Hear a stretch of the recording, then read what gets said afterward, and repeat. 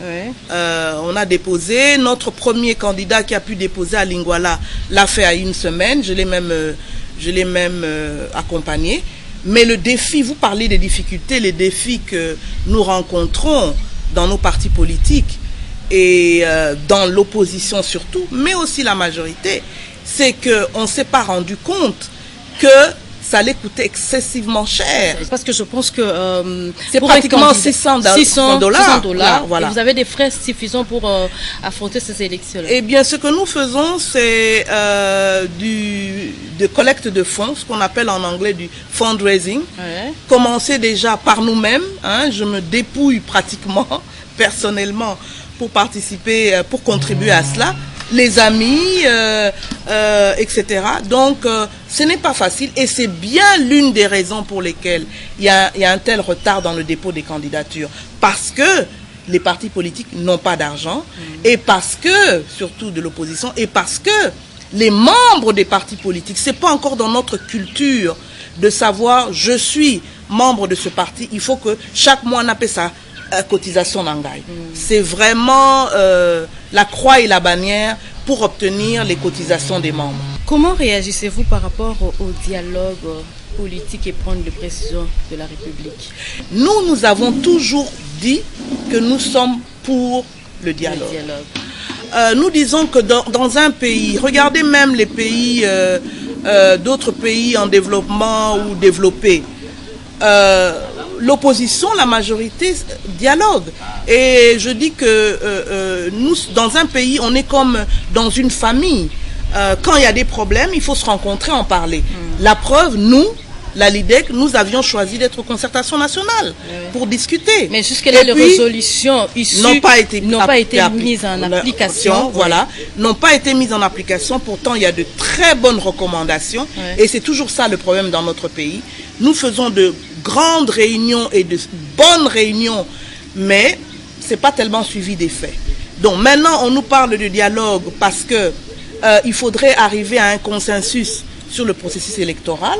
Nous ne pouvons que dire oui, parce que pour qu'il y ait des élections apaisées, il faut que nous, opposition, majorité, société civile, on soit un peu d'accord sur comment on va aller dans ces élections, sinon ça va produire la violence comme on a vu dans d'autres pays d'Afrique. L'Union pour la nation congolaise pose quelques préalables pour aller au dialogue. Il veut qu'on libère d'abord les prisonniers et également qu'on remette les signaux de quelques chaînes de télévision qu'on avait retiré la fréquence.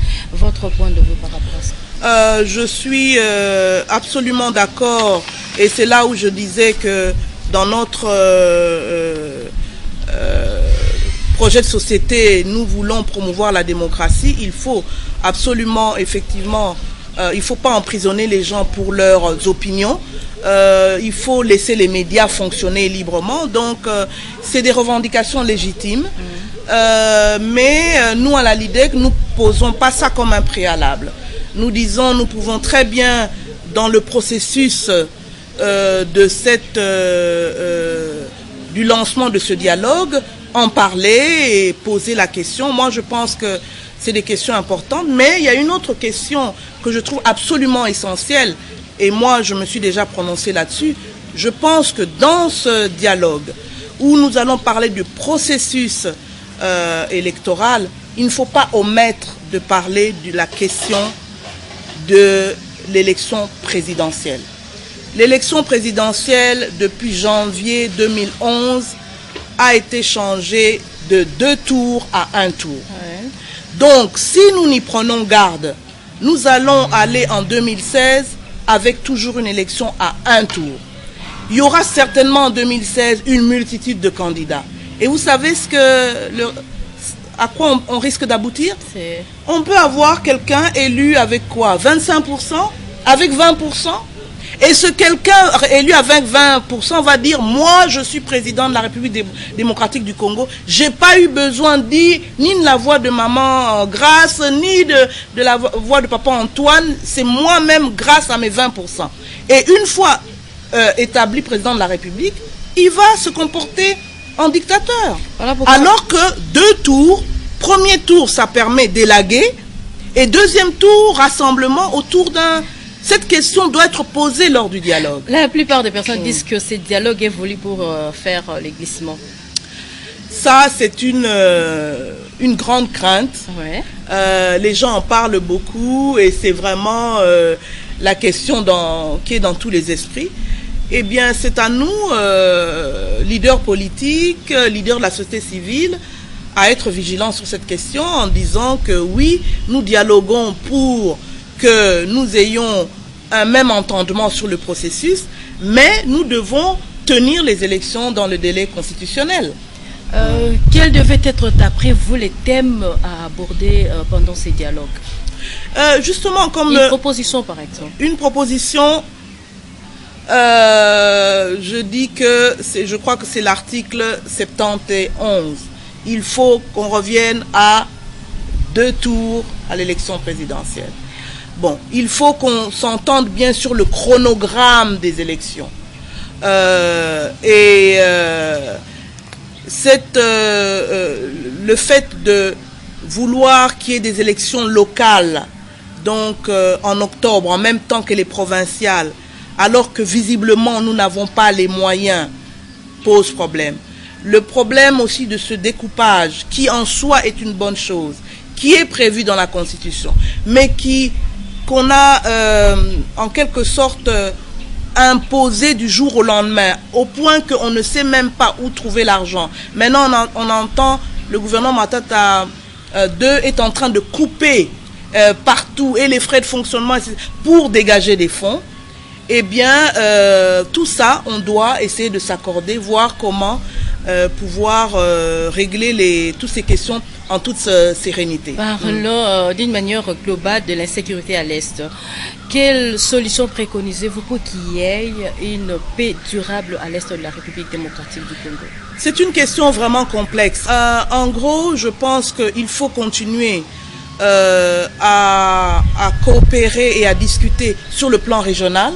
Et nous avons des cadres là, déjà établis, l'accord d'Addis Abeba.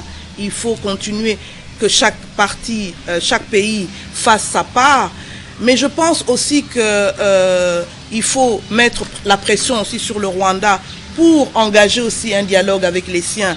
Parce qu'on insiste seulement sur la RDC, mais le Rwanda. Mais je pense aussi qu'il faut absolument réformer être vraiment sérieux sur la réforme de la sécurité. À savoir, il faut une armée solide, une armée professionnelle, il faut une justice, il faut faire que les communautés se parlent. Donc, il y a plusieurs aspects qu'il faut absolument bien résoudre. Et moi, je pense absolument qu'il faut reprendre la coopération entre la MONUSCO et nos forces armées. Voilà, madame, nous sommes pratiquement à la fin de cette émission, mais je vous signale que à chaque fois que nous avons un invité, nous le réservons un petit diplôme pour avoir d'abord accepté à répondre à cette invitation et à la réussite de cette émission. Je vois ces diplômes. Mademoiselle est en train de venir. Nous mettons debout. Alors, ça va s'ajouter à mes autres diplômes. Voilà, d'accord. Le pied. Patriotisme.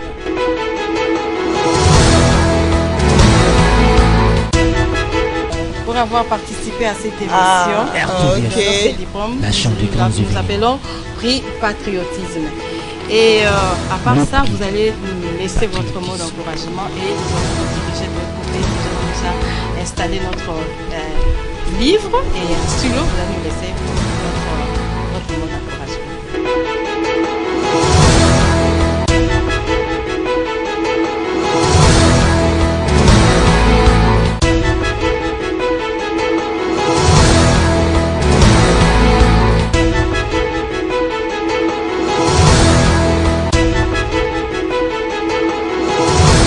chers téléspectateurs, nous sommes arrivés pratiquement à la fin de cette émission. Je vous signale que nous avons reçu sur ces plateaux Madame Angèle Makambo Toumba. Elle est membre, fondateur et leader d'un parti politique dénommé Ligue des démocrates congolais, leader. Voilà, chers téléspectateurs, surtout les femmes, je vous demanderai lors des élections de voter Madame Angèle parce que je pense qu'elle est une femme ressource. Voilà, c'est pratiquement la fin de cette émission et à la prochaine.